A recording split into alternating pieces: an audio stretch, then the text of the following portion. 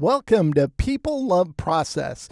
I'm a big believer in pursuing creativity outside the context of client projects. I say that because the best way to develop and grow new skills is by doing them on your own for no other reason than to have fun. Whenever I've said that in a talk I've given, I usually get asked, how do you figure out what to do? Well, a good place to start is your own curiosity or passions. What do you like to do? Maybe you create a design based around that, etc. For example, you might see something in wilderness or wildlife, for example, and that would be a great theme you could capitalize on. In this movie, I'm going to showcase a personal project that I eventually turned into a promotional piece of artwork as well, so let's get started. Now, for me, the inspiration started when my daughter approached me, my youngest daughter, and she likes scary movies. I don't really like scary movies, neither does my wife, but she knows I would go with her if she wanted to go see one. So she said, hey, let's go see Stephen King's It. Okay, fine.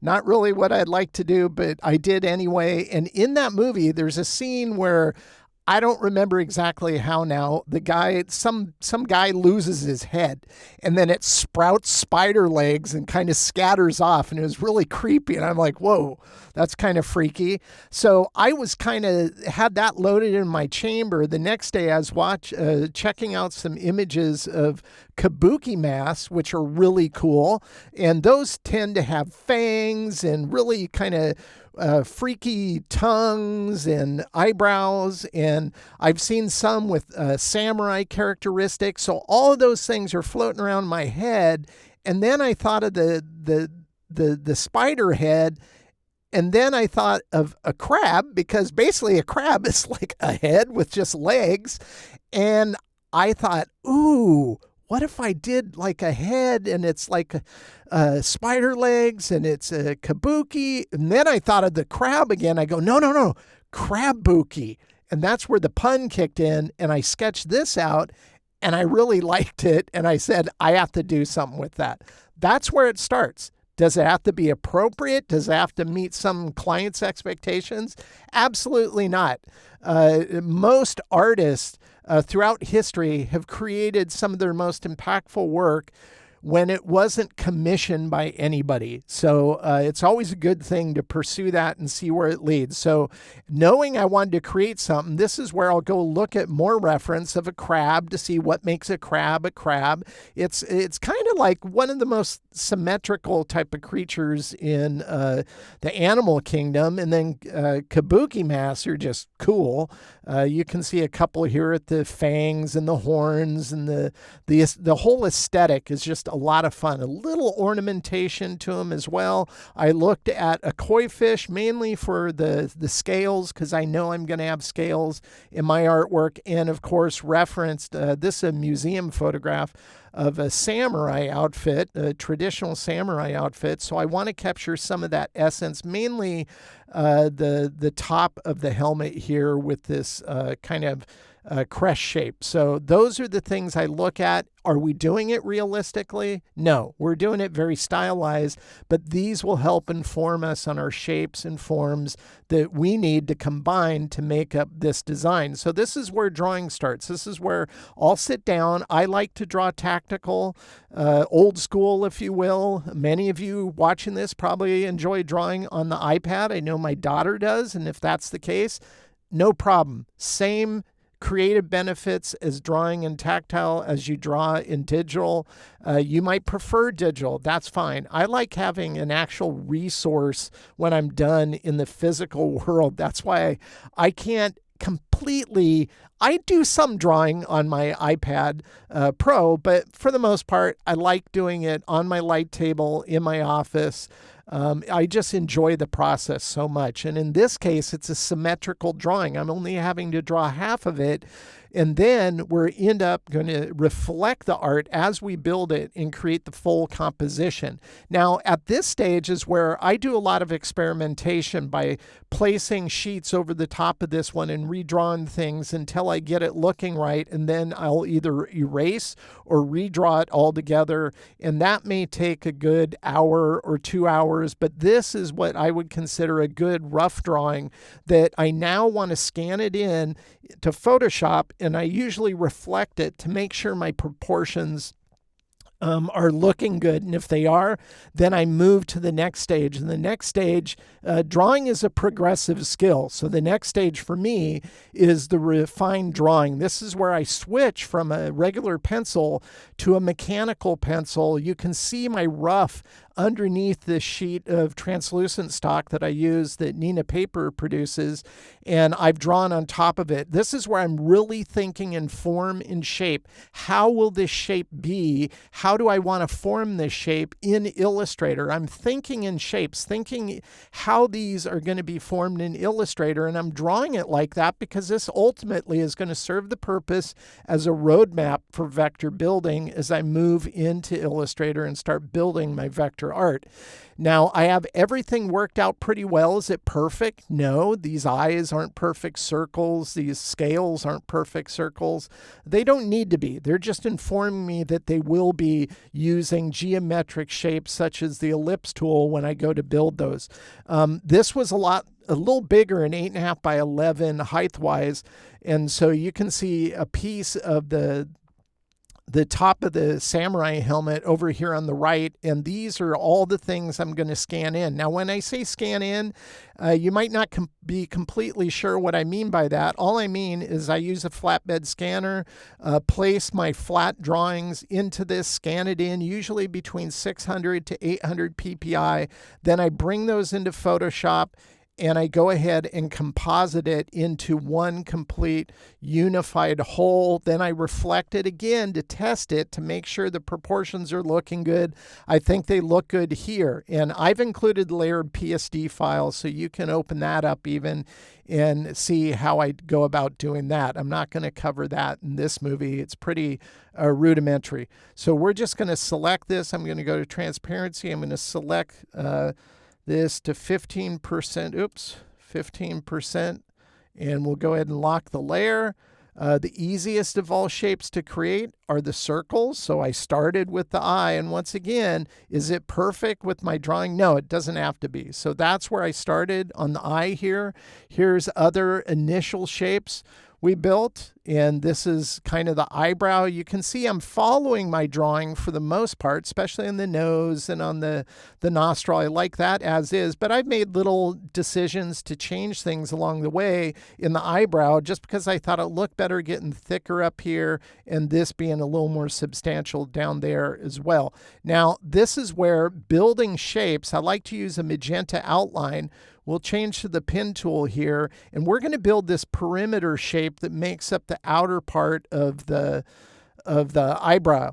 Now, wherever a drawing comes to a point, these are easy to discern. Wherever it comes to a point, gets a point. We're not even going to worry about any of the curves. We'll do that in a second pass. We're just going to place all these anchor points where they need to go, because wherever something comes to a point, that's the easiest of all to discern. We'll get a point. Now, as we go down here, I want this bottom top edge of the eye to be part of this shape. And this is where I'll create one shape, in this case for the eyebrow, but it's also going to help form other shapes such as the eyes. So we're going to go ahead and probably, I'd say right about here. And this is going to go up, down, and start to form this curve on the left-hand side. Now, this is where you're going to have to think. These are the harder ones to define. This is a curve that goes like this. So I think we want one about the 6 o'clock position. Click and pull to get access to those handles. Then over here, think of this as a 9 o'clock position if you're thinking of a clock. And then we can go up here and close the shape. So I don't worry about all those curves. We can address those in a little bit. Now I'll go back in, I'll finesse these Bezier handles to get that curve to look nice. Adjust this one. I think this one's going to come over quite a bit, like that, because we have a long distance from here to this anchor point. Now, there's the native tool to adjust your paths and get access to the handles would be the anchor point tool here. And I'm going to grab a path and just start moving it like this. And we'll form that. Down here, we'll go ahead and lock that in. So you can see how it creates a nice swoop over the eye. This will make the top part of the eye edge here. We can grab this anchor point tool, grab a path, and you can just bend it. Grab a path, you can bend it. If you think something should be adjusted, just grab the handles once they're revealed. But you can see this is pretty simple, pretty easy, and it's a lot easier doing it this way than trying to do it on the fly as you're building. Because all we're doing is following what our drawing is now. We're not really discerning anything. But that said, as I build, if I think something's going to look better a certain way, I'll always do that. I don't, it's not a rock solid standard that my drawing is going to figure everything out before I start building. Sometimes you discover better ways to handle things as you're creating your art, and that's the way it should be. The creative process isn't one stage to a next stage, like step 1, step 2, and then magically you're done. You could get to, I don't know, let's say stage 3 and decide it's going to look better if you go back 3 steps and try something different. So you should always be willing to do that. And then on this one, this is where I will zoom in because I never like having something perfectly straight. So I'm just going to add a subtle curve here, kind of like that. And this is where I would have smart guides turned off, because if it's on, a handle will want to snap to a path like that. So this is where I have smart guides Command U turned off. But at times you'll want to turn it on. So that's how I create a shape like that. Not hard. And if you approach it in this manner, it's going to make your life a whole lot easier. So that's the initial steps. Let's go ahead and progress this forward. You can see I've drawn out a lot of other shapes. Another thing you want to do to keep in mind as you're working is not everything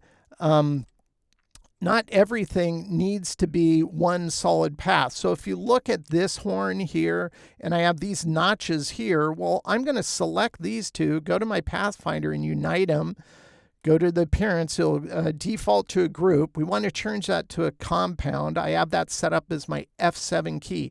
Now, the reason why I'm doing that is because keyboard shortcuts, you'd have to go to Object, Command, and hit make here, and it's just a lot faster to have a keyboard shortcut to do that. Another reason I use keyboard shortcuts is as you're building, you might build one thing before you built another. Like I built the horn before I built the detail, and when they're outlined, you can see the detail, but you can see this is on a higher layer than the detail shapes that I built. So to get this in front, you'd have to go up to Object, Arrange, and go Bring to Front. Well, that's dumb. And the command they had there, I could never remember. So I have it set up as F5.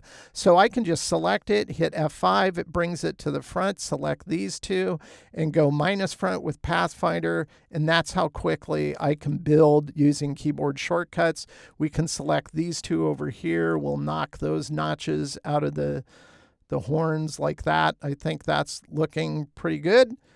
And let's go back out. Oh, one other thing I wanted to cover here is I'll save shapes. So you can see I built this shape around it. And if we go ahead around this horn, and if we bring this to front, this is another example where I created this shape for no other reason than I want it to edit this shape. And you can see how I've already knocked it out of that one. And now all I'm going to do is knock it out of, make sure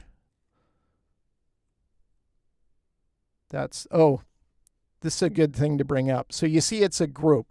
It's acting like it's one unified shape like a compound, but it's not. So this is what's going to happen at times when you're using Pathfinder. You'll go, well, I just want to knock this out of this shape, and you go like this, and all of a sudden a lot of stuff disappears. That's because before you do that, this is a group. You want to change it to a compound, because then when you knock it out like this, it won't get rid of anything. And I wish Illustrator would change this and just by default retain compound nature always until you tell it not to. But it doesn't work that way. That's the way freehand worked, by the way. I used freehand for 15 years before switching to Illustrator. And it's one of the biggest annoyances I ran into when I switched from freehand to Illustrator. And that's why I set up keyboard shortcuts going on, wow, long time ago, 17 years ago, I've been using my keyboard shortcuts. So once I get a lot of these interior shapes built like this is where I'll do offsets on some of these shapes. So you can see I have an offset of this horn down here that was based off of the original shape before I did the notches, by the way. That's important. Otherwise, you have to clean up this curve here.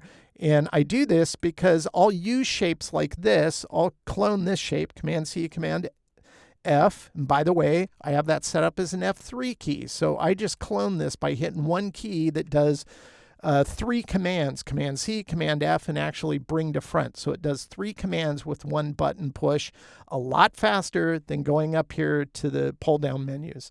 I don't even think about it anymore. It's all muscle memory. So we'll select that, select this part that was in the bottom layer, and just remove that notch.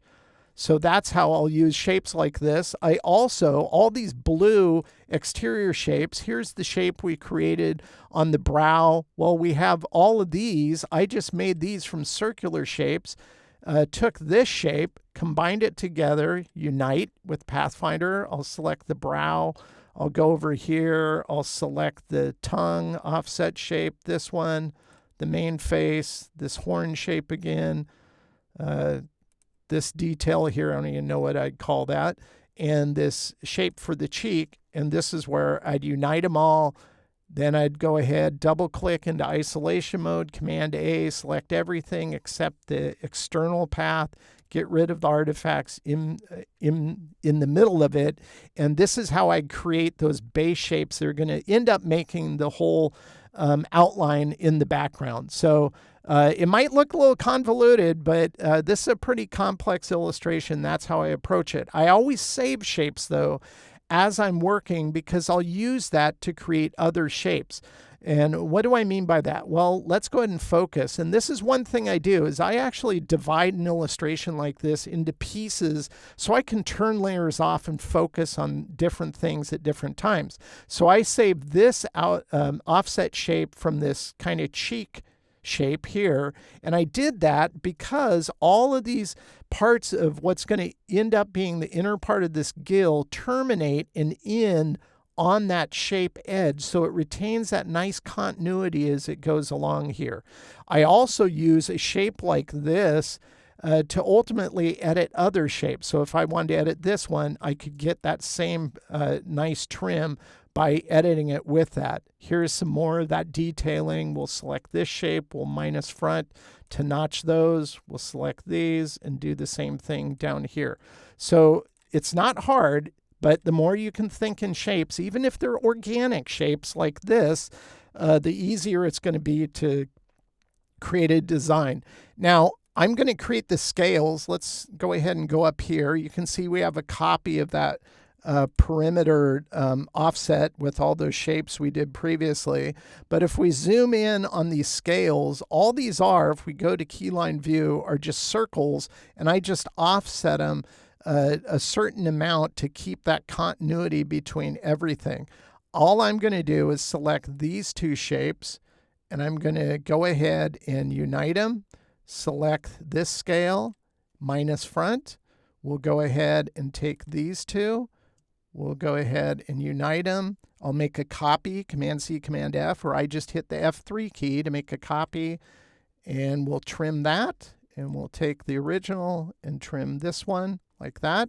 So you can see none of this is hard to do.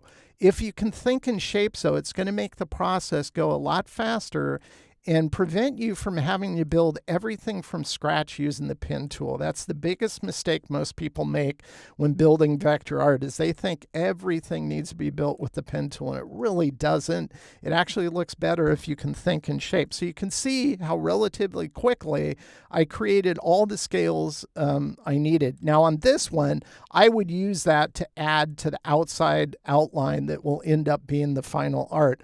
But I can select all of these blue ones, and I can go ahead and unite them with unite. Once again, it's going to default to a group, so you'll want to turn that to a compound. That's why I have that keyboard shortcut. We'll select this outside outline shape we previously created with the Pathfinder. We'll bring that to front. Select this, and we'll trim it. Notice this group is going to go back to a group status. So we're going to change that back to a compound, because what I want to do now, and this is where our guide comes in, I'll snap to the guide. Actually, let's turn on smart guides like this. We'll snap it, and then this is sitting on top of our scales. So we'll select those now, and we'll trim it. Now we have everything needed for our final art. And if you think in shapes, it's going to make it go a lot faster. Ultimately, this is what the outline here, we don't even need this guy, looks like when we have everything in place. So just wanted to walk you through that. We also use these same principles to build the other artwork here. So here's these scales. And you can see I have this shape right here, and you might not really know why I have that shape. Well, that's because I'm ultimately going to create this shape from it as shown here. But let's go ahead and delete that. We're going to have this on top. We'll go ahead and color it. And then I'll select this, and then I'll go minus front. Now, the whole reason I did that is because if you look at my drawing, I had these lines drawn out because I knew this area was going to be black in the final art, and it would add kind of like a shadowing effect there. But I'll take other pieces like this one, clone it. This can be filled, and this will also edit the interior piece on this leg since it overlaps it like that. So all of these shapes can be used to edit the opposing shapes to create the final shapes you need for your artwork. These principles I also do on all the other legs and the claws at the bottom here. We also built the horn. I'm calling this a horn. It's like a tentacle / horn. And obviously on the headdress as well that makes up the samurai artwork. Now, when it's all said and done and I have all these shapes built out, this is where reflecting comes in. So we're just going to go in here, and I'm going to go ahead and turn off our sketch here. And you can see we have all of our shapes on the right-hand side all ready to go. So all we have to do is select these. We're going to go Command-C, Command-F. That'll make a copy. That's all it did, is made a copy. We'll go to the reflect tool. We'll find a central anchor point on the part of the headdress. This is the only part of the composition that's already kind of reflected since it's in this central part, but we'll go over the anchor points. So this is where having smart guides turned on, Command U will give you that. It'll tell you you're over an anchor. So we'll click and reflect everything over like that. That's great. We'll go ahead and select the medallion here. We'll bring that to front like that. We can go ahead and select these two, and we can go ungroup.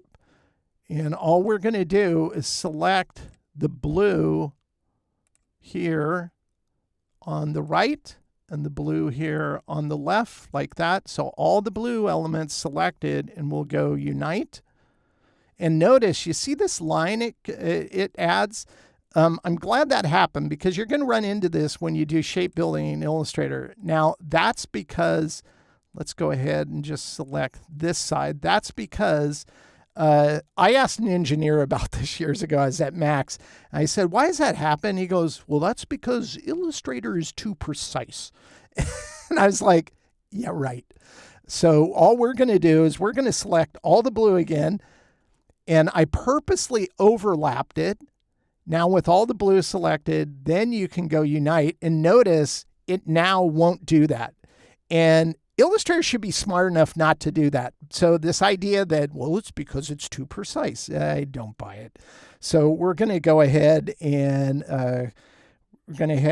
copy this like that. Select everything. We're just going to go Command B to paste behind so everything's in the right hierarchy. Now that same kind of welding together of shapes, let's go ahead and zoom in here. You can see on these scales, you might run into that same issue. So this is where I'll purposely overlap like that. So if I take these scales on the left, let's go down here as well, and we'll just overlap all of these like this.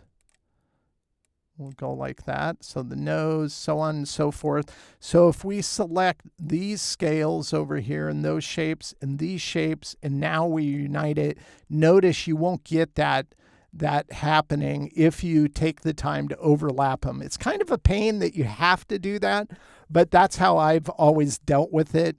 Now, this is how I weld them all together.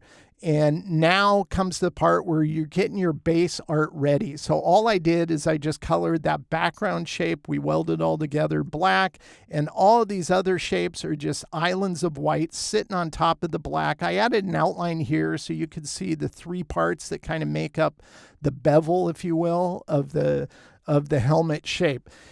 And it's at this point that I usually set this aside, come back to it later and look at it. And when I did that, I noticed something could be improved, and that is if we zoom in on an area of this, if I zoom in on the eye, you can see all these shapes come to these dagger points like this one and this one. And does this look bad? No. But I'm going to turn on this layer, and you tell me what one looks better. This or with these subtle rounds added in? Do you see how that adds to that shadowing effect in the areas as it gets to these areas of the art where it's already dark? It's as if it's disappearing into that shadow. This really adds, and these are easy to do. Once you have your clean art like this, you can just use the corner widget in Illustrator and just add these rounds to it like this, or you go down here and add a round here, or since the horn's going over this part of the cheek, you could select both of these and just add some nice rounding there to get that illusion of shadowing. You could do this anywhere you want, and it's just going to add to the overall kind of craftsmanship of the artwork. So that's all I'm doing there. So when it was all said and done, these are all the subtle rounds that I added. And it was at this point that I'm looking at my art and I'm going, is everything the way I want it to? And as I looked at it, I wasn't so sure about the perimeter outline of everything. I thought it should be beefed up a little bit. So I'm going to turn on this layer, and you can see if I zoom in on an area, everywhere that's blue is how I'm going to adjust it and add black to that outside edge. So let's just go ahead and sample the black. So if we go here, this is with a thicker outline all the way around. This is without. Thicker, without. And I think this substantially adds a lot to the artwork. So always be willing to art direct yourself and do that kind of change as you're moving forward. Once I get my art to this final kind of black and white stage, this is where I print it out and I go back to analog. I go back to drawing because I found this is the easiest way to work out the shading on an illustration like this. I could noodle around in Illustrator for hours trying to create shapes, but it's a lot faster and efficient just to print a black and white and then just draw on top of that printout to figure out how do I want those shapes to be. And so that's what I do here. Now, I just wanted to show you that, and I'll show you how we put that into practice here. So we're going to open up our tonal family because we're going to color our base art here. And coloring the base art is probably one of the funnest parts for me. I actually picked this color palette up from is a far more graphic kind of crab illustration I did. It was more geometric shaped. I might walk you through that process sometime, but I love the colors, so I'm reusing my colors here. So a crab is orange, so we'll color that orange. I want some of that nice kabuki colors in it, so we're going to bring red into it as well. We're going to bring some of this purple into it here. We're going to get yellow into this, so let's introduce that. I want some of that nice orange, so we'll introduce orange here. We need some of that teal color, and so we're going to add some of the teal color here, like that. I think that looks cool. We have gills, so we need to have green, of course. And the eyes themselves, the eyes are going to be, I want them kind of off-white, so we're going to make them this kind of faint yellow. And then all the horns are coming out of the face. I don't want these harsh white either. I want these to be this color. Actually, I think I made the eyes the horn color. I think I want those kind of a light grayish color like that. And then on this, we're going to go ahead and make this that color. And I think that looks pretty good. And obviously the tongue, let's color it a tongue color. And then we're going to go ahead and color this one that. And this color, we'll go ahead and color that shade just to get that whole idea of kind of like it's three-dimensional up there on the headrest as well. Now, if we zoom in on the heart of the crown, I think we'll go ahead and like color that, this color, and this will end up being kind of a hot spot, so we'll color that white. And I think for the base colors, this works great.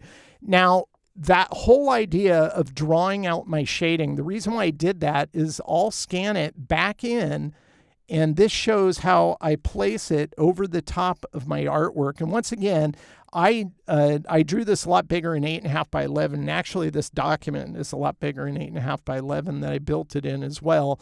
But I use the same principle that I create the base art with to build the shading. So I'm just using this to create all those shading shapes, and then I'll use the Pathfinder with the source shape underneath to edit it and to trim it out. So I do that both on the bottom part here and also at the top as well, where I place the scanned in sketch of the drawing and then build out all of those shapes as well. So I just wanted to show you that.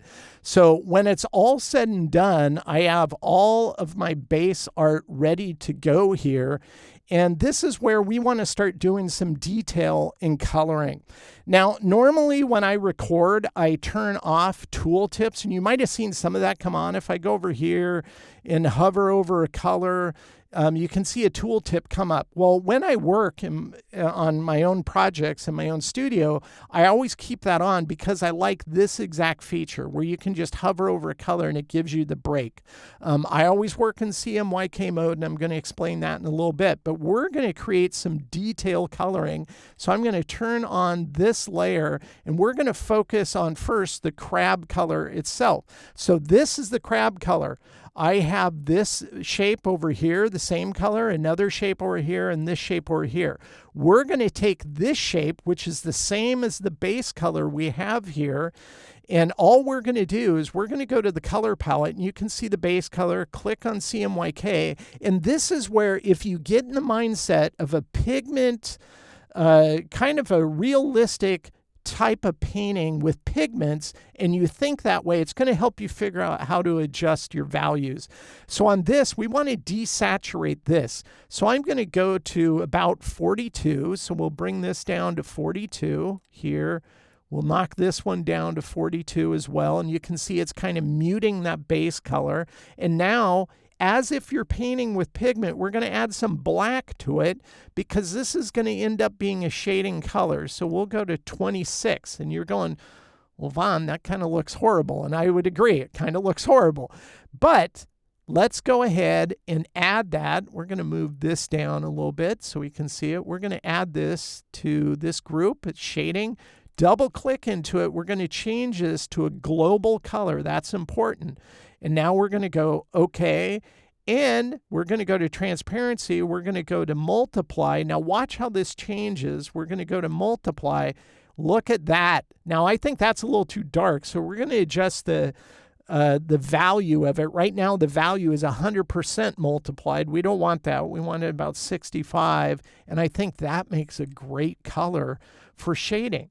Now, why do I have this one over here? Because you're going to see, there's going to be what I call dark shadows. That's just a term I came up with.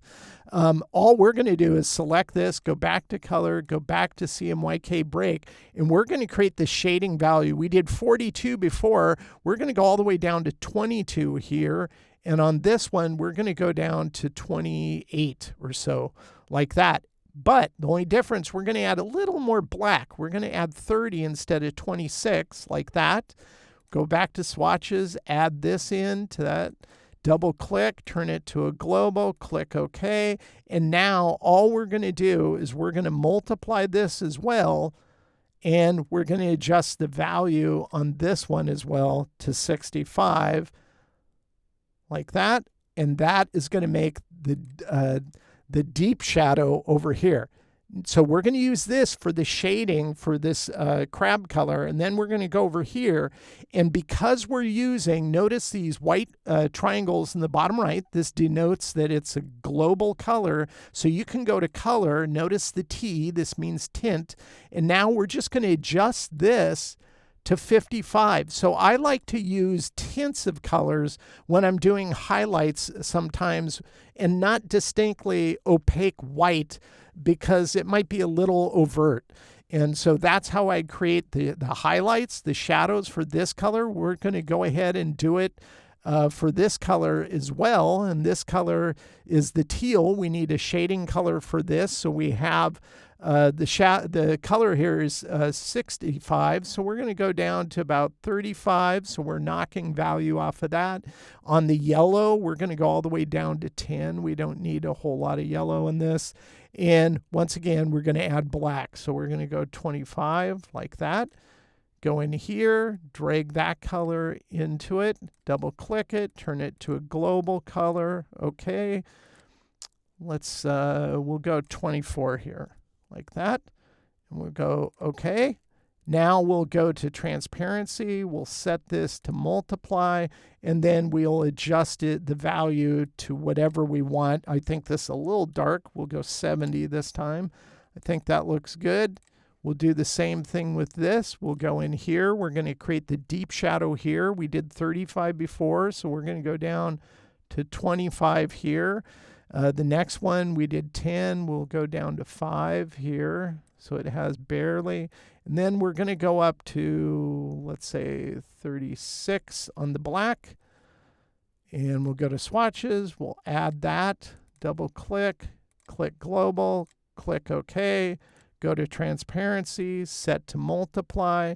And on this one, we'll knock off almost half the value to 60. And I think that looks good. This, because we're using global, we can go here and adjust the tints again. We'll do 55.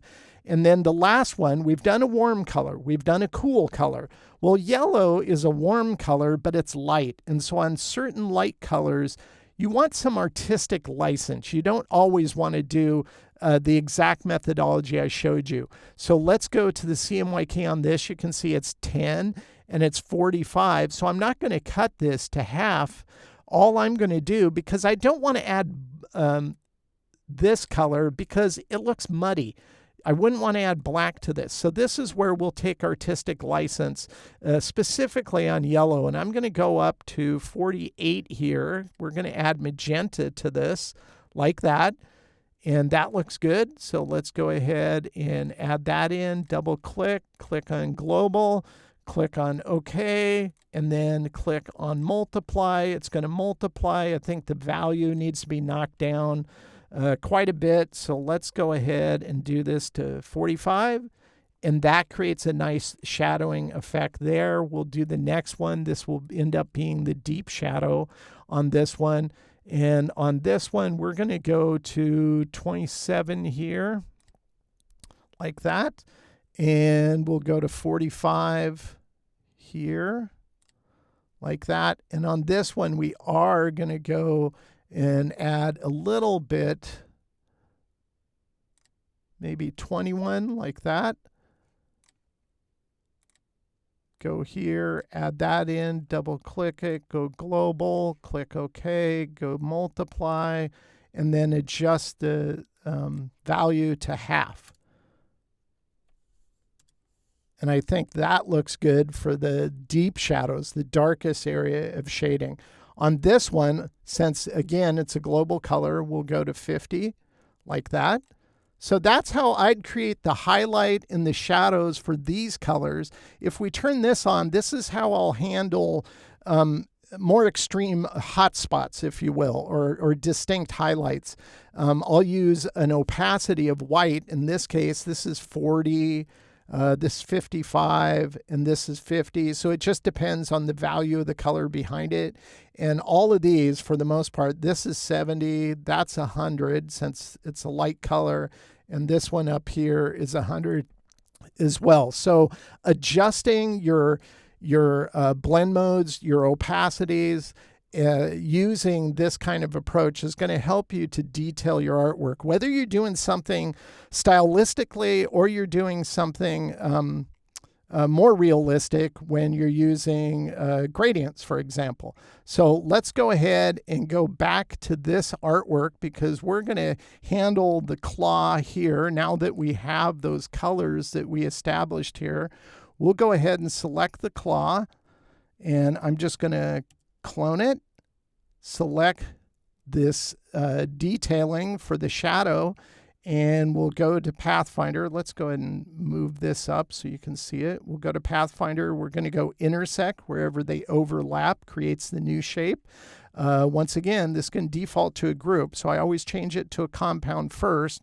Then I can go to fill, and on this one, we're going to go ahead and fill it with our shading color here. Now we can use that same principle so it blends with the base color. We'll go to multiply, and I believe we use 65, and we'll hit 65, and that looks really good.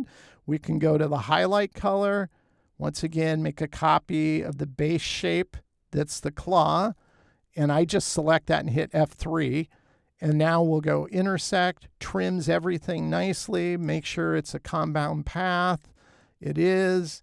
And this is where we'll use a tint.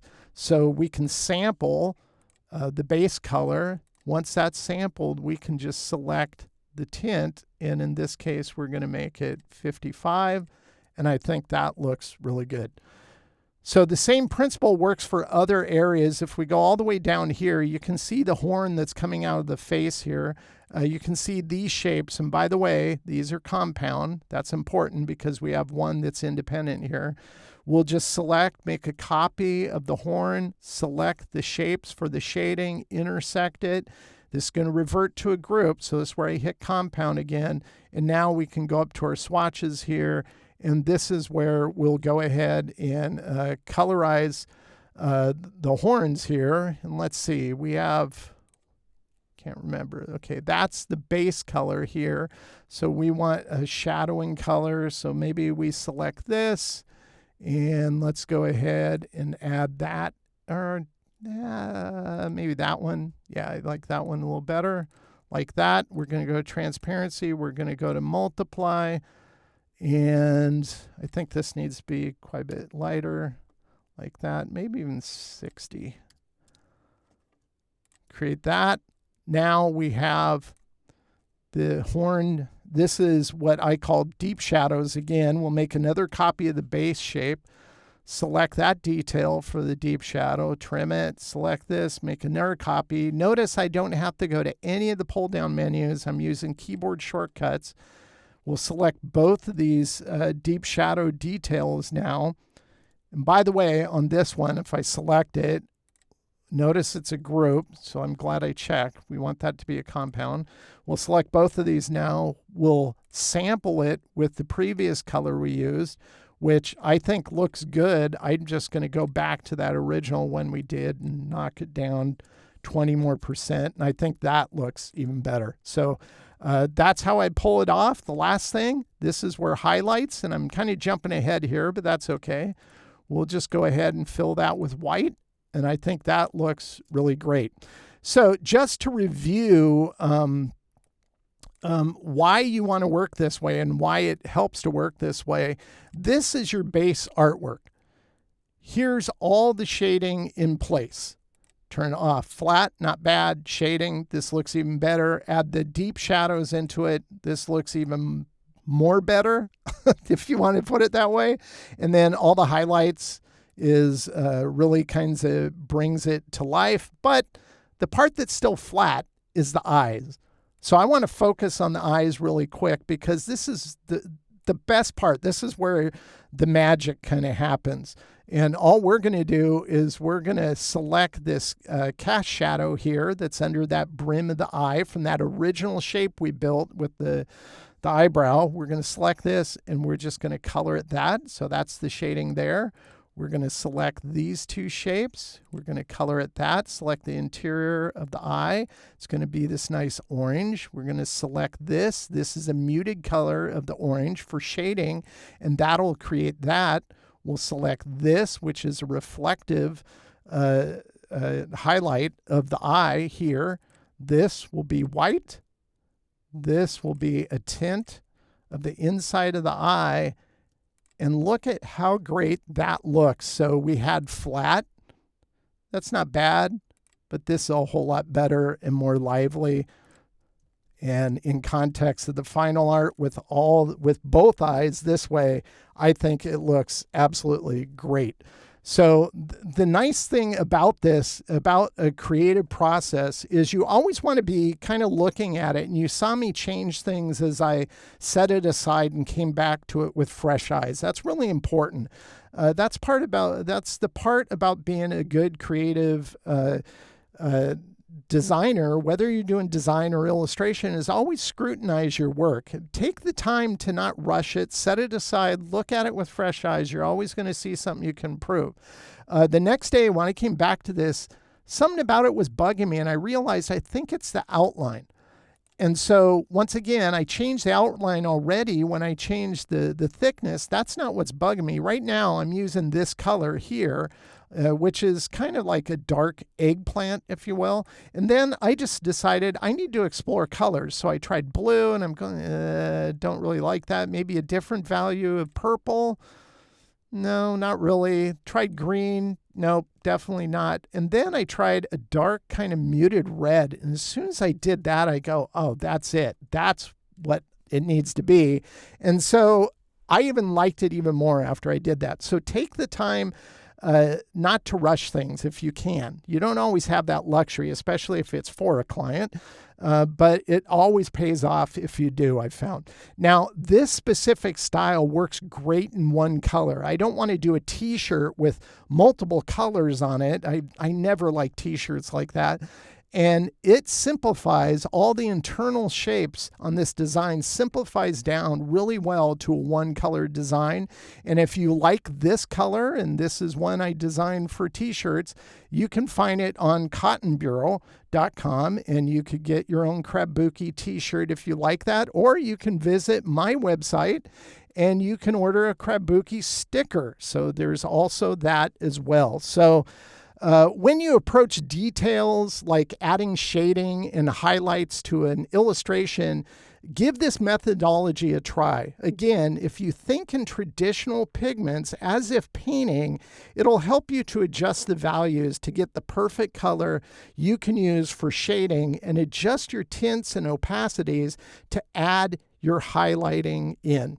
The workflow I documented in this movie, I discovered by my own trying to simplify my process for doing this type of detailing, and now I use it all the time. So I encourage you to experiment and see if you find this workflow useful for detailing your own artwork. If you like this movie, please consider sharing a link to my YouTube channel on social media. That will help me develop even more content moving forward. And if you haven't already, please like and subscribe as well. Thank you for watching People Love Process. And as always, I hope this content helps you improve your own creative process.